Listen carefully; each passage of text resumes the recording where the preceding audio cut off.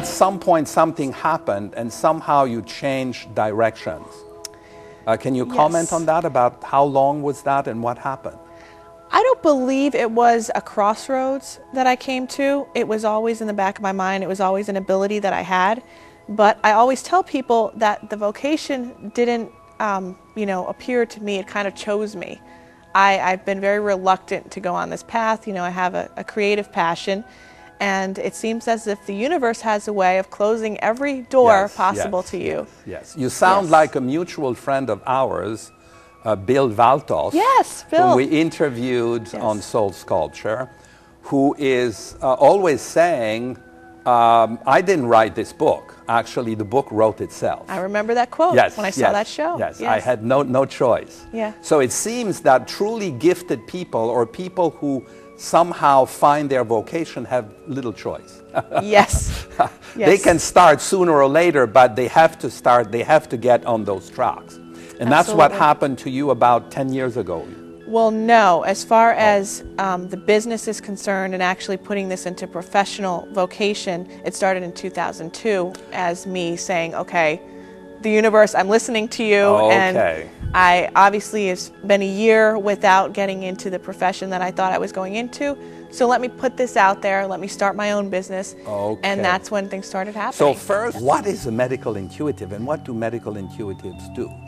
Well, as you are very well aware of, we all have intuition to use in our lives. Some, have refined it as I have. Some people have a hunch or a physical sensation in the body. I'm able to look at people and sense energy blockages within the body on 3 different levels. I'm able to see presently what may be going on in the body due to an emotional or physical attack on the body. So that's visual. It's like shapes, colors, and so on.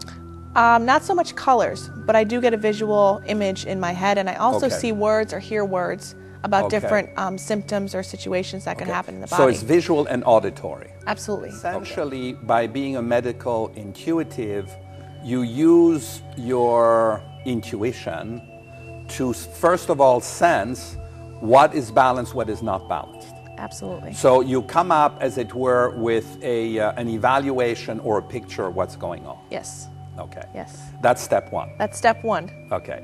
Step two, then, is you will try to correct that at the energy level, or not, or cleanse it, or what is step two? Well, I can either sense, there are 3 types of things that I can sense. The one presently in the body, yes, we're going to work on that. I can also sense what a person has been through.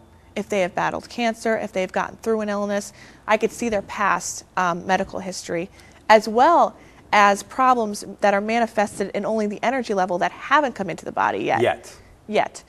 So that would be very, very important for prevention. Preventative medicine, absolutely. Because people will say to me, no, that's not a problem. I don't have that problem. 3 months later, they call me up. Yes, I do. So people don't realize that sometimes that we do have the energy manifested, that dark cloud manifested already outside of us, and that it can be prevented from coming in, and we can really avert being sick. The ancients and the sages used to say that the physical world is the world of effects, not of causes. Right. Therefore, that anything that happens in the physical world has a blueprint or has an embryonic stage and state at the inner energy levels. Right. And the work that I do now with medical doctors in Italy and Rome in particular is really focusing on that. What they are saying, and one person who is really a truly remarkable man, Dr. Umberto Grieco, who most likely will get the Nobel Prize for Medicine, says, look, traditional medicine or conventional medicine focuses on the physical body via biology and chemistry. The medicine of the future will focus on electromagnetic fields and specific frequencies. So what you are doing with medical intuition, you can tune in directly to the energy fields, the life fields, the vibrations, and then you interpret what you sense and come up with a picture. So step one is really having a picture of what's going on. Yes. And that picture, if I understand correctly, can be focused on the present now, the past, and a little bit of the future. Exactly. Okay. Yes. So you are in a sense like a CAT scan, an MRI, and an X-ray machine, but mobile, and that talks back. Yeah, I guess I didn't think of myself as that, but I guess, yeah. Is that scary in a way, or? It's scary when you know that the person can be healed from what they're going through and they don't have the will to do it. And doctors have told them, medical doctors have told them, you have to accept your pain, you have to accept your fate, you're going to die in 3 months. And when you have that thought process, your thoughts become a reality. They're concrete things. Yeah. And for our audience, Marisa, most important thing that I have learned, I think definitively, anything that is alive can regenerate or degenerate. It can move up or it can move down. No one who is knowledgeable of the basic laws of life and biology can ever tell you that you have no chance, this is it, you're going to die in 3 months and so on.